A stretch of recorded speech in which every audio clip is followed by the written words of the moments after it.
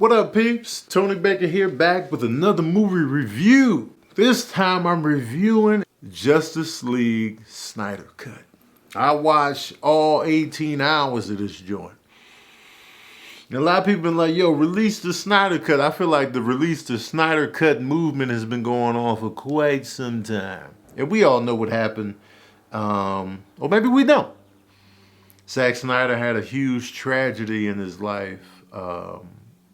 And so they brought in Josh Whedon, who directed the Avengers, to come in and take over the reins of Justice League. And so apparently there were huge changes made to the script and the tone of the film once Zack Snyder, had to back out. And so everybody was like, yo, release the Snyder Cut. Release the Snyder Cut. So now we finally get the Snyder Cut, and there's nothing left. It's 4 hours long. The Justice League Snyder Cut is 4 hours long. This is now the longest superhero movie of all time, and if I'm not mistaken. I thought Endgame was long, but this, long. But this, unlike Endgame, Endgame felt kind of long until the second half. Once the second half got rolling, that second half flew by. But the first half of Endgame feels long. But this movie right here, the Snyder Cut, felt long as hell.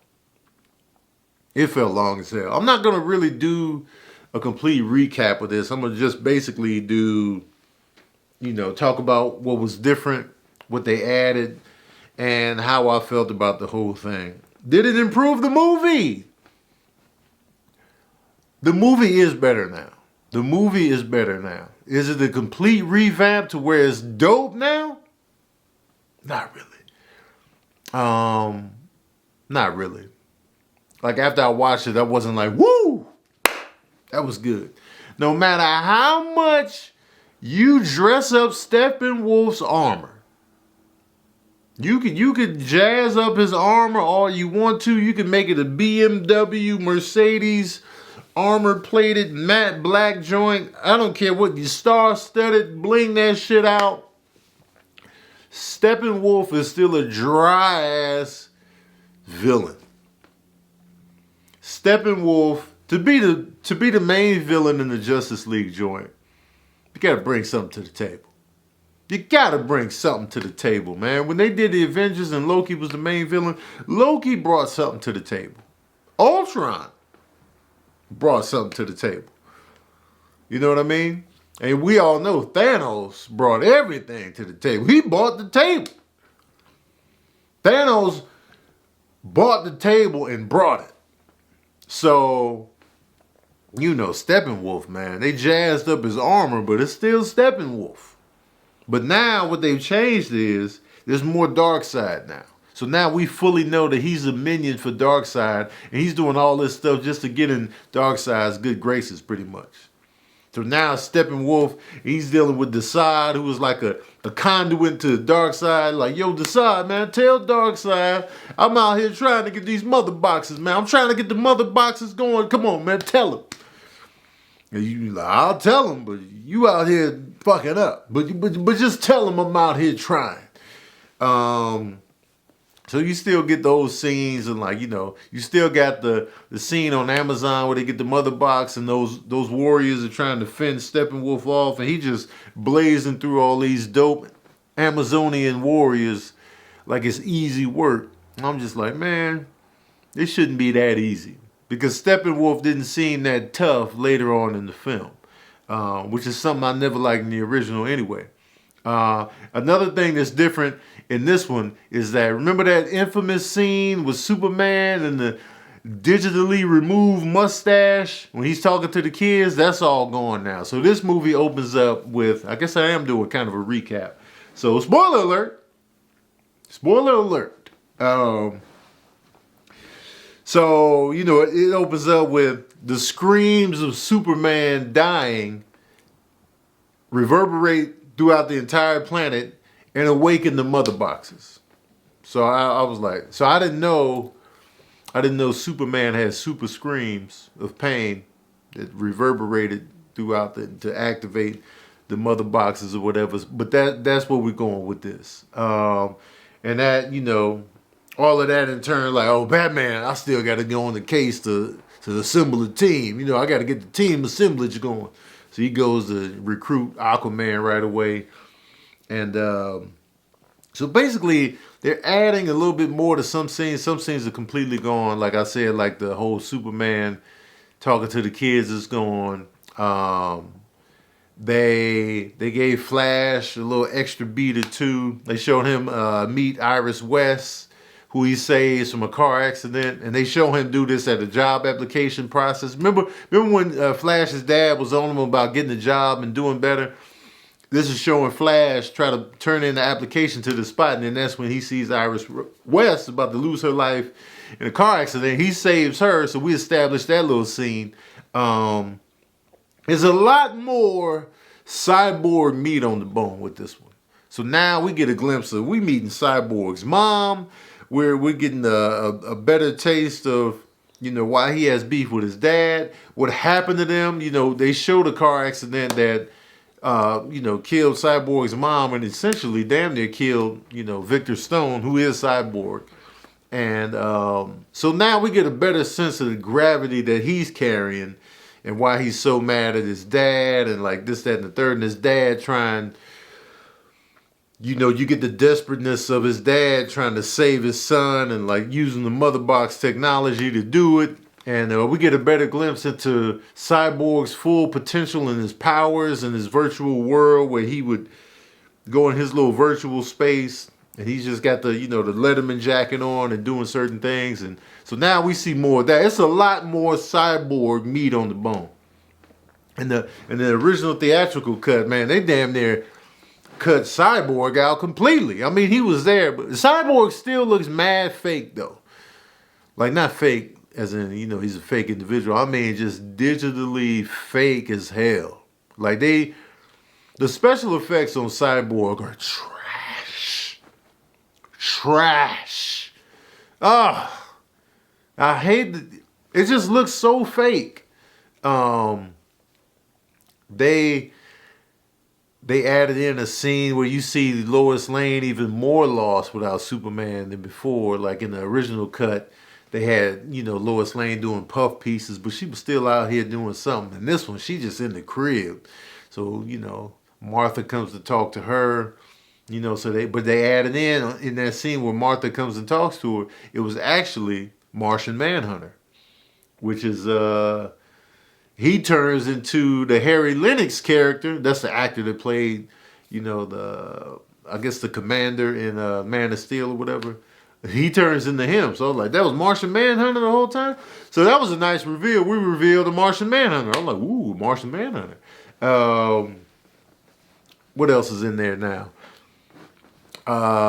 They lost the whole Batman Diana arc that they had going in the theatrical cut. They lost a lot of the jokes. A lot of the jokes are gone. It's definitely a darker feel. 3 hours and 15 minutes of this movie is probably slow-mo. Zack Snyder loves some slow motion. That's what makes the movie 4 hours. The slow-mo. He loves some slow motion. We get it, bro. Man, everything was in slow-mo. I was like, oh, can we chill? Aquaman is talking to Willem Dafoe's character in this joint. So we established more of that. What else is different? When Deathstroke shows up at the end, they have a longer, kind of different conversation than what we've seen before. He was like, man, Batman is Bruce Wayne. I hate Jesse Eisenberg as Lex Luthor. I do. I hate it. I like Jesse as an actor. But as Lex Luthor, that's a big, hot, serve it up on a platter, piping hot no for me. I don't like it. I don't like it. Way more Darkseid in this. Darkseid is in this thing. He up in here. He like, man, hurry. He that supervisor. Like, man, what's going on, man? What's the status, bro? Darkseid is all up and through this. the parademons are still trash villains. That I just, the parademons just didn't do it for me as villains. The action sequences, for the most part, they changed. Remember that Russian couple at the end of the first Justice League? That they just threw in there, that Russian family at the end just to raise the stakes. They were like the only family that lived around this Chernobyl-esque place. They just cut them right out. The final battle is a bit different now. You know what I'm saying? Superman has the black costume now. They lost some of the bickering over if they should bring Superman back or not. They kind of eased up on that bickering, and they were more like, well, yeah, let's do it. And then when they awaken Superman, it's a little bit of a quicker process, but that's still pretty much intact. Flash still has all his corny jokes throughout the film. Flash still looks terrible running. I hate the way they made Flash look when he runs. What else? When Superman does awaken, it's pretty dope. I still think that's the best sequence in the movie is when Superman wakes up and he's kind of fighting the Justice League. I like that part the best. And that part is extended here. And we see some gadgets that we didn't know Batman was working on. Like he has a gadget to where it can absorb energy. So when Superman unleashes those red eye beams on Batman's ass, he's able to, not be incinerated. So I think that was dope. It was a nice touch. Had a little banter with Alfred and Diana, Wonder Woman, which was cool. But essentially, and at the end, that's when they were adding all kind of stuff at the end, where the nightmare scenario that Batman dreamed of is coming to fruition. He's got some alliances with Deathstroke, and the Joker's in the equation now. So Jared Leto returns, and I'm still not impressed with a Jared Leto Joker. Martian Manhunter reveals himself to Batman in the very end, like, yo, I'm out here, man. I'm out here. Fuck with your boy. Then he flies off. The way Steppenwolf is defeated is different than the original one. They did my man super dirty, man. Between, Cyborg working with the mother box, and then the Aquaman trident, and then Superman stealing on him, and then Wonder Woman cutting his head off, and then his head rolls, and then Darkseid steps on his head. I'm like, damn, y'all done had to do Steppenwolf this dirty. He was just trying to come up, man. Damn, y'all disrespected Steppenwolf, man. He's still a boring, drab villain, though, man. And then they do a lot of Star Lab stuff, and we established that Ryan Choi is Adam, and then Cyborg's dad sacrifices his life to mark the mother box so they can find it when Steppenwolf does get it. So you got all these kind of different things. It's definitely a different movie. I will say that. It's a different movie. It's definitely, if you even care remotely about the Justice League and what it has to offer, definitely watch it, for sure. Because it's a completely different joint. Not completely different, but different enough to warrant a watch. It's just slow and long and still, it raises the level up to 3 saxophones out of 5 at the most from me. I still have a lot of issues with the Justice League movie, and I still feel like they rushed it. I still feel like it looks too fake all throughout.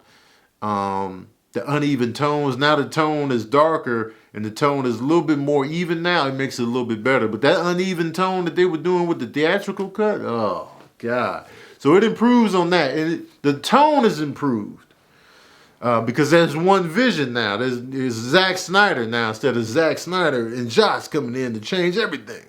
So I give it 3 saxophones out of 5. If you're really that into it, I would recommend watching it. If you really don't care about the Justice League and you ain't really rocking with it like that, you wasn't rocking with it the first time, you don't even want to come back right now, then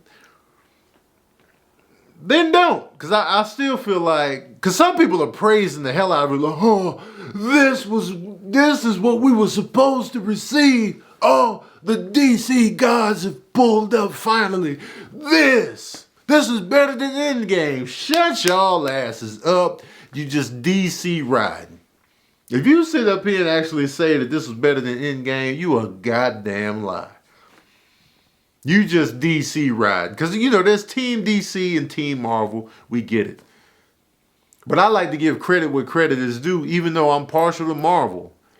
I always give credit where credit is due. Good is good. I still feel like the Dark Knight trilogy is some of the best in hip-hop. The Dark Knight, one of the best superhero movies of all time. Easy. You know, Wonder Woman was dope. I give credit where credit is due, and I want all superhero joints to succeed because I'm a comic book head. I read DC too. But man, don't sit up in here and act like this Snyder cut is better than Endgame or Infinity War. Don't do that. Don't even try it. Don't even try it. For one, you don't have a dope enough villain. You don't. And Darkseid, even though he's there, he still hasn't really come in yet. Don't even. And the stakes of half the people in the universe disappearing and then their return don't even try it, man. The final battle in Avengers Endgame, you really gonna sit up here and act like Justice League has anything comparable to that? Get the hell up out of here, man. Nah. I was in theaters, okay? I was in theaters opening weekend for Endgame. I have never experienced in my life a theater experience that lit. It was a sporting event. It was when Cap got the hammer and then Black Panther and then walked back through the band. Let me tell you something, man. Nothing matches that. So don't even try it. The Snyder cut is better than Endgame. Man, get the hell up out of here.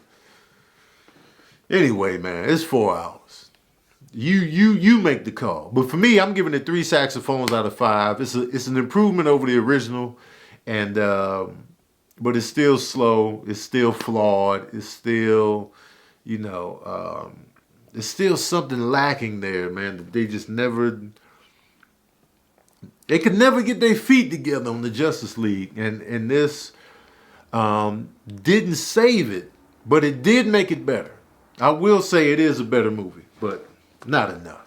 Let me know what you thought of the Justice League Snyder cut in the comment section below. And don't you pull up and say that it's better than Endgame. Don't even try it. Because then I'm going to look at your whole track record. I'm going to look at your whole life and see who you are and how you get down. Because I think you just like to go against the grain. Anyway, man, don't forget to like, share, and subscribe. And as usual, we out here.